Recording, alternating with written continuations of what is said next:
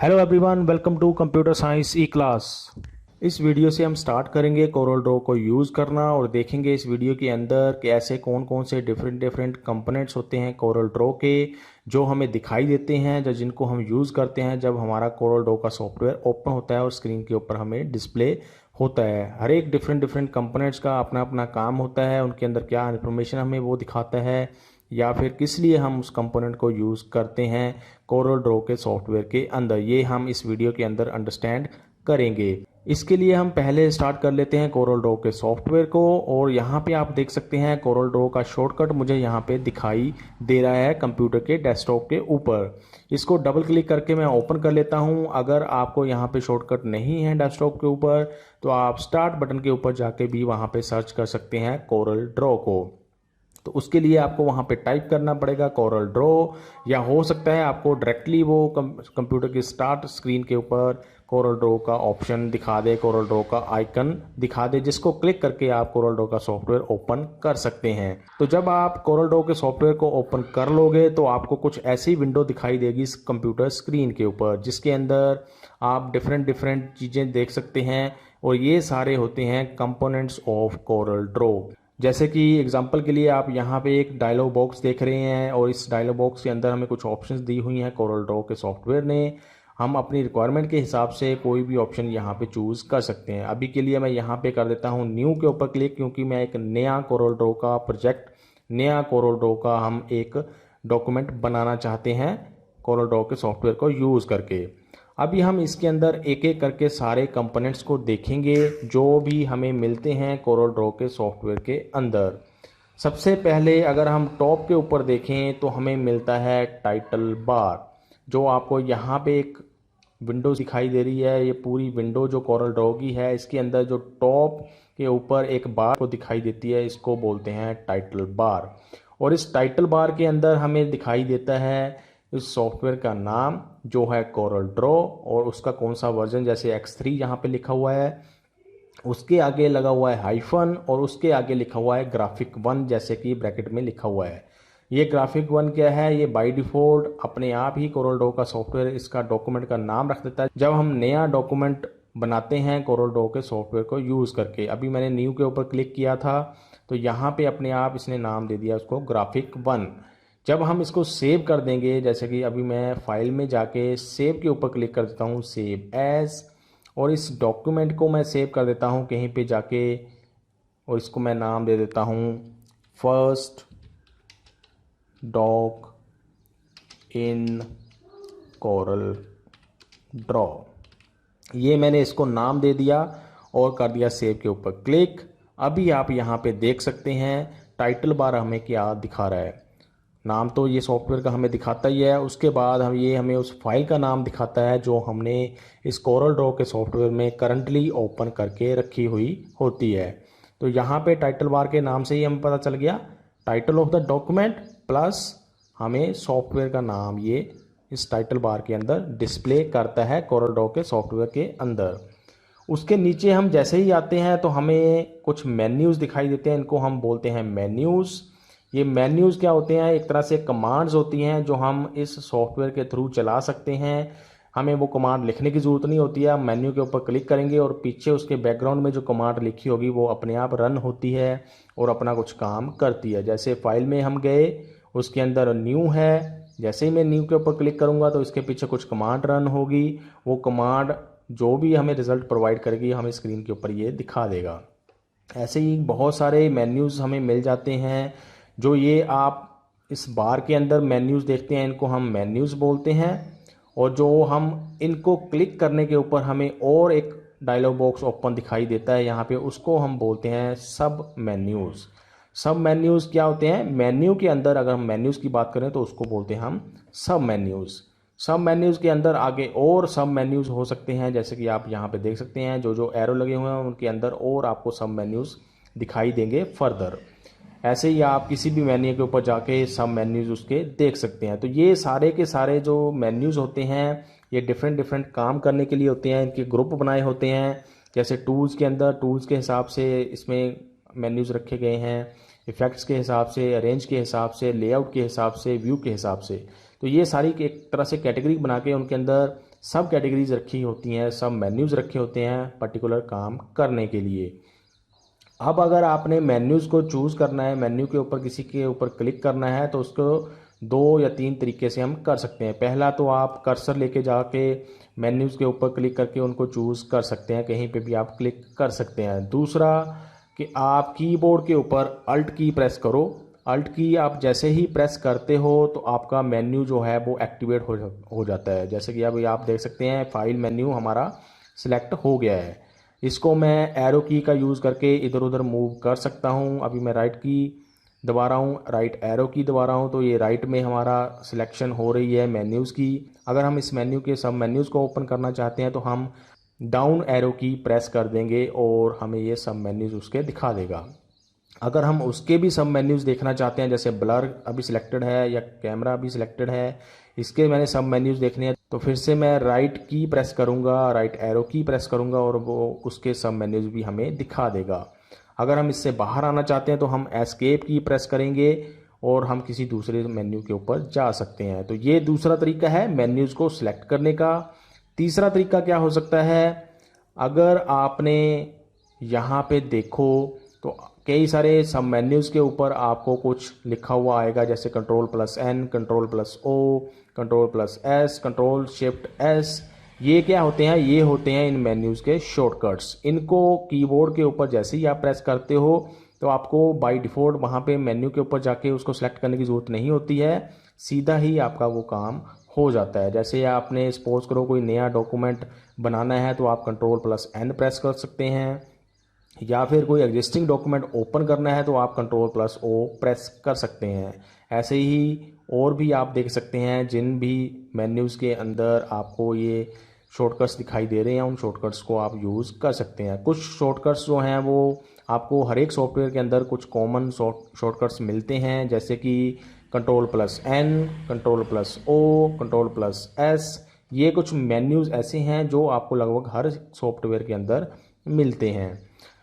अब सपोज करो मैंने एक कोई एग्जिस्टिंग डॉक्यूमेंट ओपन करना है, तो एग्जांपल के लिए आप Ctrl+O प्रेस करोगे कीबोर्ड के ऊपर। जैसे ही आप प्रेस करोगे तो आपको ये डायलॉग बॉक्स ओपन कर देगा और इसके अंदर आप फिर वो जो एग्जिस्टिंग डॉक्यूमेंट है उसको देख के, ढूंढ के, सर्च करके उसको ओपन कर सकते हैं ओपन बटन के ऊपर क्लिक करने के बाद। तो ऐसे आप शॉर्टकट मेन्यूज़ को भी यूज़ कर सकते हैं। तो ये हो गया हमारा दूसरा कंपोनेंट मेन्यू बार, जो हमें कोरल ड्रॉ के सॉफ्टवेयर के अंदर दिखाई देता है। उसके बाद अगर हम आगे चलें तो मेन्यू बार के नीचे होती है टूल बार। एक हमारे सॉफ्टवेयर के अंदर टूल बार हो सकती है और दूसरी हो सकती है टूल बॉक्स। दोनों डिफरेंट हैं, दोनों का डिफरेंट काम होता है और डिफरेंट वेज से हम उनको यूज़ करते हैं।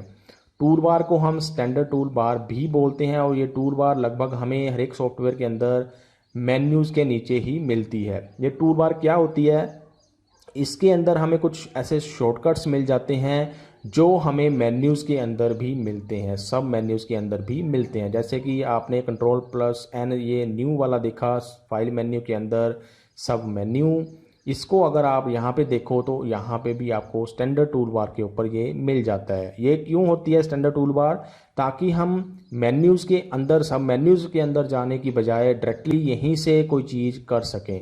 जो हम बहुत ज़्यादा काम करते हैं, बहुत ज़्यादा चीज़ें यूज़ करते हैं मेन्यूज़ के अंदर से, वो हम चीज़ें टूल बार के ऊपर रख सकते हैं ताकि हम डायरेक्टली यहीं से उसको ओपन कर सकें, उसको यूज़ कर सकें, बजाय कि हम मेन्यूज़ के अंदर जाके उनको क्लिक करें या फिर उसका शॉर्टकट याद रखें।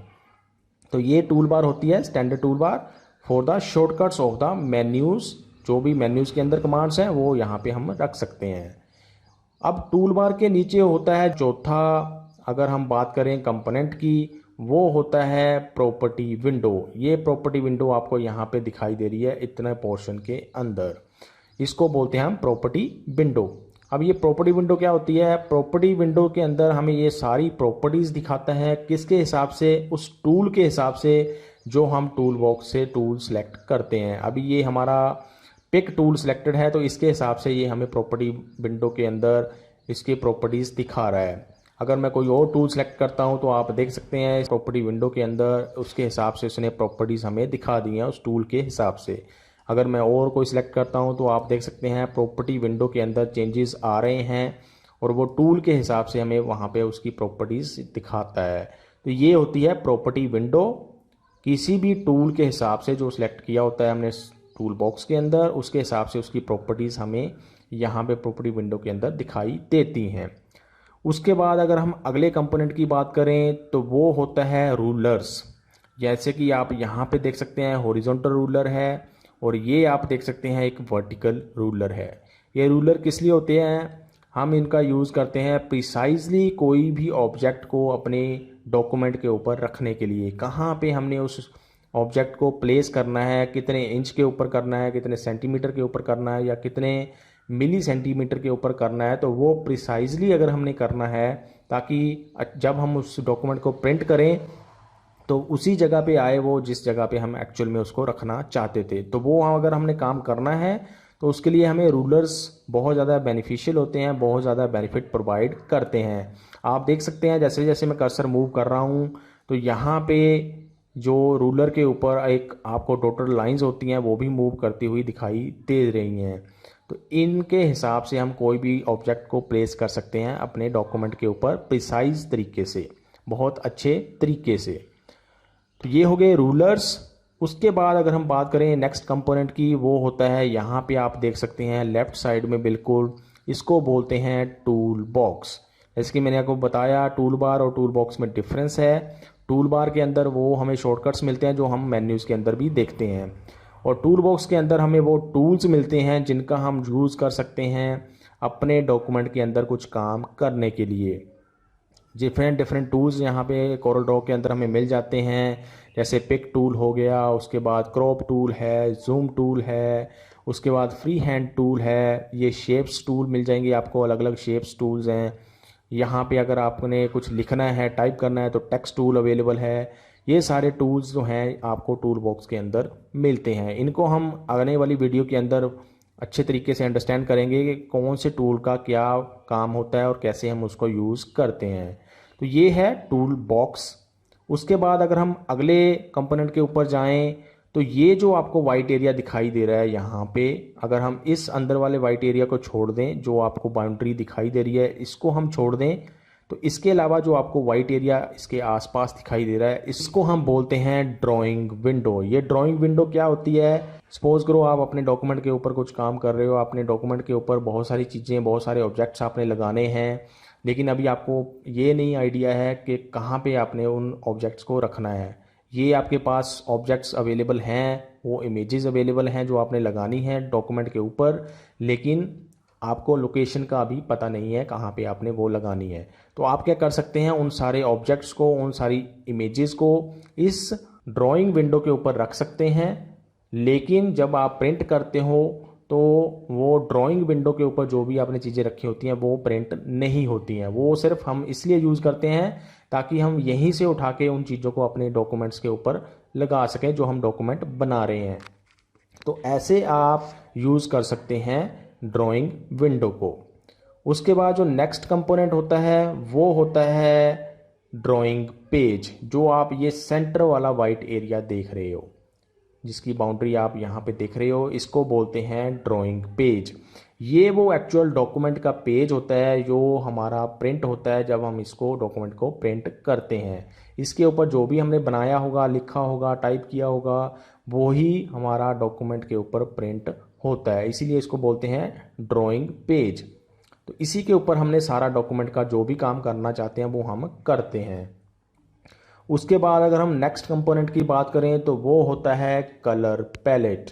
कलर पैलेट अगर आपने देखनी है तो यहाँ पे बिल्कुल राइट साइड के अंदर आपको ये दिखाई दे रही है। कलर्स को चूज़ करने के लिए नाम से पता चल रहा है कलर पैलेट है, कलर्स इसमें बने हुए हैं, डिफरेंट डिफरेंट कलर्स, उनको आप चूज़ करके अपने डॉक्यूमेंट के ऊपर काम कर सकते हैं कोई भी डिफरेंट कंपोनेंट का यूज़ करके।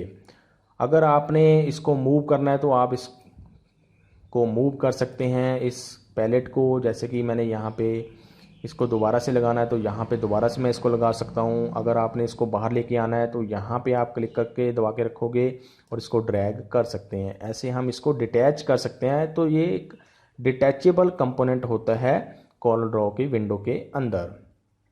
उसके बाद अगर हम अगले कंपोनेंट की बात करें तो वो कंपोनेंट होता है डॉकर। ये आप जो विंडो आप यहाँ पे देख रहे हैं इसको बोलते हैं डॉकर। ये कंपोनेंट आप कोरोड्रॉ के सॉफ्टवेयर के अंदर देखते हैं। ये हमें क्या दिखाता है, ये हमें कुछ हिंट्स दिखाता है। जो भी हमने टूल यूज़ कर रहे होते हैं या जो भी टूल हमने सेलेक्ट किया होता है उसके हिसाब से हिंट्स आप यहाँ पे देख सकते हैं। जैसे मैं कोई और टूल सेलेक्ट करता हूँ तो उसके हिसाब से ये हिंट्स हमें दिखाता रहता है डॉकर के अंदर। तो ये मेन पर्पस हो गया डॉकर का। उसके बाद अगर हम अगले कंपोनेंट की बात करें तो वो होती है स्टेटस बार। ये जो आप बिल्कुल बॉटम के अंदर बार सी देख रहे हो इसको बोलते हैं स्टेटस बार। और ये स्टेटस बार हमें कुछ इन्फॉर्मेशन दिखाने के लिए होती है। कुछ इन्फॉर्मेशन किसी भी चीज़ के बारे में, किसी ऑब्जेक्ट के बारे में हो सकती है। जो ऑब्जेक्ट आपने इस विंडो के ऊपर लगाया हुआ है, इस पेज के ऊपर लगाया हुआ है, इस डॉक्यूमेंट के अंदर लगाया हुआ है, उसके बारे में ये इन्फॉर्मेशन हमें दिखा सकता है। जैसे उसका साइज़ कितना है, कलर क्या है उसमें अंदर फिल किया गया है, उसके अलावा उसका टाइप क्या है, ये सारी चीज़ें हमें स्टेटस बार के अंदर ये दिखाता है। ये हो गया स्टेटस बार। उसके बाद अगला कंपोनेंट जो होता है वो होता है डॉक्यूमेंट नेविगेटर। डॉक्यूमेंट नेविगेटर क्या होता है, जैसे कि जो आप यहाँ पे देख रहे हैं पेज 1। ये पेज 1 क्या है, हमने अभी एक ही पेज बनाया है इस डॉक्यूमेंट के अंदर, इसलिए ये पेज 1 हमें दिखा रहा है। इसी को बोलते हैं डॉक्यूमेंट नेविगेटर। सपोज करो मैं एक और पेज इसके अंदर ऐड कर देता हूँ। यहाँ पे आप प्लस का सिंबल देख रहे हो, इसमें प्लस में मैंने क्लिक किया और जैसे ही मैं क्लिक करता हूँ एक और पेज इसके अंदर ऐड हो गया। यहाँ पे हम देख सकते हैं। तो यहाँ से हमने अगर एक पेज से दूसरे पेज के ऊपर जाना है तो उसके लिए हम इसका यूज़ करते हैं डॉक्यूमेंट नेविगेटर का। तो ये हो गया अगला कंपोनेंट डॉक्यूमेंट नेविगेटर। उसके बाद अगर हमने लास्ट कंपोनेंट इसका देखना है जो अभी हम देख सकते हैं इस स्क्रीन के ऊपर, वो होता है नेविगेटर। नेविगेटर क्या होता है, ये एक स्मॉल सा आपको यहाँ पे एक स्क्वायर दिखाई दे रहा है, इसको बोलते हैं नेविगेटर। नेविगेटर का काम क्या है, सपोज करो ये हमारा पेज है जैसे हमें दिखाई दे रहा है, इसको मैं कर लेता हूँ जूम इन, बहुत बड़ा बना लेता हूँ इसको मैं स्क्रीन के ऊपर। अगर हमें पूरा नहीं दिखाई दे रहा है, जैसे अब ये पेज हमें पूरा स्क्रीन के ऊपर दिखाई नहीं दे रहा है, तो इस केस में हम यूज़ करते हैं इस नेविगेटर का। ये नेविगेटर क्या करता है, इसको मैं क्लिक कर लेता हूँ, क्लिक मैंने दबा के रखा हुआ है। अगर मैं ड्रैग करता हूँ अपने माउस को, कर्सर को, तो हमें ये उस पेज के डिफरेंट लोकेशन पे ले जाने का काम करता है, इसीलिए इसको बोलते हैं नेविगेटर। तो ये जो लास्ट कंपोनेंट है इसको भी हम यूज़ कर सकते हैं अपने डॉक्यूमेंट के अंदर, कोरल ड्रॉ की विंडो के अंदर, पेज की एक लोकेशन से दूसरी लोकेशन के ऊपर जाने के लिए, अगर हमें वो पूरा पेज स्क्रीन के ऊपर डिस्प्ले नहीं हो रहा है। अगर तो आपको पूरा डिस्प्ले हो रहा है तब आपको इस नेविगेटर कंपोनेंट को यूज़ करने की ज़रूरत नहीं होती है, क्योंकि वो पेज हमें पूरा स्क्रीन के ऊपर डिस्प्ले हो रहा होता है। तो ये थे सारे कंपोनेंट्स कोरल ड्रॉ के जो हमने डिस्कस करने थे इस वीडियो के अंदर। अगर आपको किसी कंपोनेंट के बारे में अभी भी पता नहीं चला है तो आप कमेंट सेक्शन के अंदर उसके बारे में क्वेश्चंस पूछ सकते हैं। अभी के लिए इस वीडियो के अंदर इतना ही। Thanks for watching.